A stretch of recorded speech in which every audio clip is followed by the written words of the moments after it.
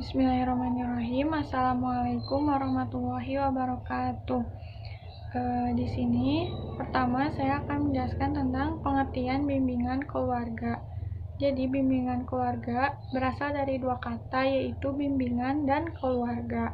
Nah, secara etimologis bimbingan berasal dari kata guidance atau to guide, yang artinya menunjukkan, menuntun, membantu, dan membimbing. Nah, dari istilah tersebut dapat disimpulkan bahwa bimbingan adalah suatu bantuan atau tuntunan. Beberapa para ahli juga mendefinisikan tentang pengertian dari bimbingan.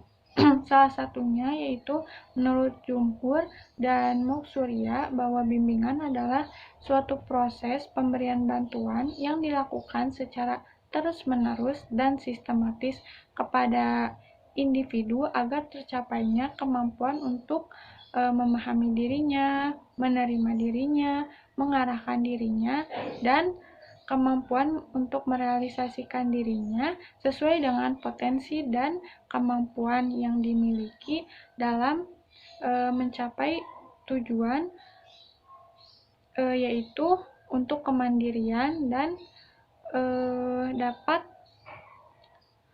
beradaptasi atau penyesuaian di dalam lingkungan, baik di lingkungan keluarga, sekolah, ataupun masyarakat.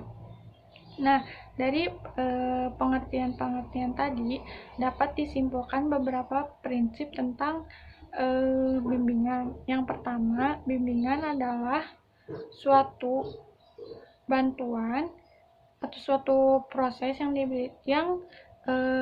dilakukan secara berkesinambungan, sehingga bimbingan itu atau bantuan itu diberikan secara terus-menerus, sistematis, dan terarah kepada tujuan tertentu. Yang kedua, bimbingan adalah proses membantu individu. Yang ketiga, bimbingan diberikan kepada individu yang memerlukannya dalam tahap perkembangannya. Yang keempat, bimbingan diberikan melalui pelayanan bimbingan untuk mengoptimalkan potensi yang dimiliki oleh seorang individu. Yang kelima, sasaran dari bimbingan adalah untuk agar individu itu dapat menyesuaikan dirinya di dalam lingkungan. Selanjutnya adalah pengertian keluarga. Menurut Departemen Kesehatan RI, keluarga adalah unit terkecil dalam suatu masyarakat yang terdiri dari kepala keluarga dan beberapa orang di dalamnya yang berkumpul dan tinggal di dalam satu atap dan juga saling bergantung. Nah, pengertian keluarga juga bisa dilihat dari dua dimensi. Yang pertama, dimensi hubungan sosial dan dimensi hubungan darah. Berdasarkan dimensi hubungan darah, keluarga adalah satu kesatuan sosial yang diikat dengan hubungan darah. Nah, berdasarkan dimensi ini, keluarga itu dibagi menjadi dua, ada keluarga inti dan keluarga besar.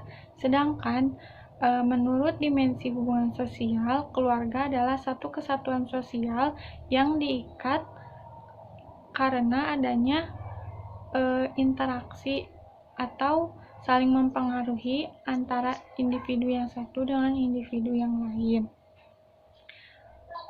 Nah, keluarga dikatakan utuh bukan hanya ada lengkap anggota keluarganya, tetapi juga kelengkapan itu dapat dirasakan oleh anak-anaknya. Jika dalam suatu keluarga itu terjadi kesenjangan, maka perlu diimbangi dengan kualitas dan kuantitas, sehingga apabila ada ketidakhadiran seorang ayah atau ibu, tetapi seorang anak itu tetap dapat merasakannya. Nah, jadi bimbingan keluarga adalah suatu bantuan yang diberikan kepada keluarga untuk meningkatkan kesadaran dan tanggung jawab anggota keluarganya. setiap anggota keluarga, serta memberikan pengetahuan dan keterampilan untuk tercapainya usaha kesejahteraan keluarga. Selanjutnya, yang kedua adalah fungsi dan tujuan bimbingan keluarga. Tujuannya adalah agar yang dibimbing menjadi seseorang yang berguna, baik bagi dirinya sendiri, keluarga, ataupun masyarakat pada umumnya. Hal ini sebagaimana yang tertera dalam Quran Surat At-Tahrim ayat 6, yang artinya, hai orang-orang yang beriman, peliharalah dirimu dan keluargamu dari api neraka, yang bahan bakarnya adalah manusia dan batu. Dan penjaga-penjaganya adalah malaikat-malaikat yang kasar, keras, dan tidak mendurhakai Allah terhadap apa yang diperintahkannya dan selalu mengerjakan yang diperintahkan. Nah, dari ayat tersebut menggambarkan bahwa orang tua itu harus bangkit melaksanakan kewajibannya, memberikan pengertian, pengawasan, dan pendidikan yang baik terhadap anaknya agar kelak anak tersebut menjadi generasi yang bermanfaat bagi kedua orang tuanya ataupun bagi masyarakat. Dan adapun diadakannya bimbingan adalah agar anak yang mengalami kesulitan belajar baik di rumah ataupun di sekolah dapat menghindari gangguan tersebut atau dapat memecahkan dan menyelesaikannya dengan potensi yang ia miliki. Dilihat dari statusnya, bimbingan ini memiliki 3 fungsi. Yang pertama adalah fungsi pencegahan. Maksudnya, bimbingan berfungsi sebagai upaya pencegahan terhadap timbulnya masalah yang dapat menghambat perkembangan pada anak. Yang kedua adalah proses penyaluran. Maksudnya, bimbingan berfungsi untuk memberikan bantuan yang dapat memberikan kesempatan kepada seorang anak agar dapat menyalurkan potensi yang ia miliki.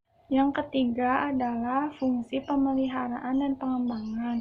Nah, bimbingan berfungsi untuk memberikan dorongan kepada peserta didik agar mendapatkan berbagai perkembangan potensinya secara optimal.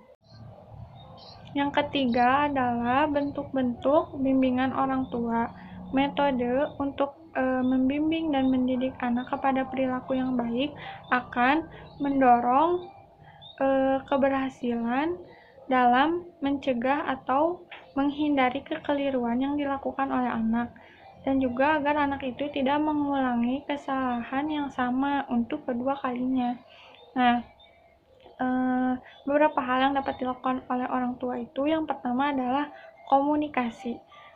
Nah, dengan adanya komunikasi ini, dengan komunikasi antara orang tua dan anak, nanti itu orang tua itu akan dapat mengetahui dan memahami pandangan-pandangan dan kerangka berpikir yang ada pada anak, dan juga sebaliknya, anak itu akan mengetahui apa yang diinginkan oleh orang tuanya.